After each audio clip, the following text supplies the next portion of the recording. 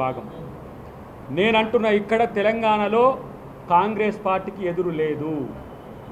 ఎందుకంటే ఒకవైపు కేసీఆర్ కుటుంబంలో లుకలుకలు అలజడి, కవిత ఏ పార్టీ తెలియదు, హరీష్ రావు ఉంటాడో లేడో తెలియదు, కేటీఆర్ నేను మయ్య తర్వాత నేనే కావాలని ఆయనే ఒకటే ఆ లయ్యకాడ పోయి కొట్లాడుతున్నట్టుగా తెలుస్తున్నది. కానీ వీళ్ళ ముగ్గురి కొట్లాటలో వాళ్ళు తన్నుకొని చచ్చేందుకే వాళ్ళకి సమయం లేదు. కాబట్టి వాళ్ళు ప్రతిపక్షంగా ఫెయిల్ అయినరు. కేసీఆర్ నువ్వు రావయ్యా అంటే రాలేడు కాబట్టి ఆయన రాడు. కాబట్టి ఆయనని బేస్ చేసుకొని మేమేదో రాజకీయాలు చేయడానికి అవకాశమే లేదు.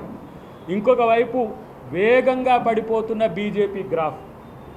మా మల్లికార్జున ఖర్గే గారు చెప్పినట్టు వచ్చే డిసెంబర్ వరకు ఆ బీజేపీ ప్రభుత్వం కేంద్రంలో ఉంటుందో ఉండదో కూడా తెలియదు.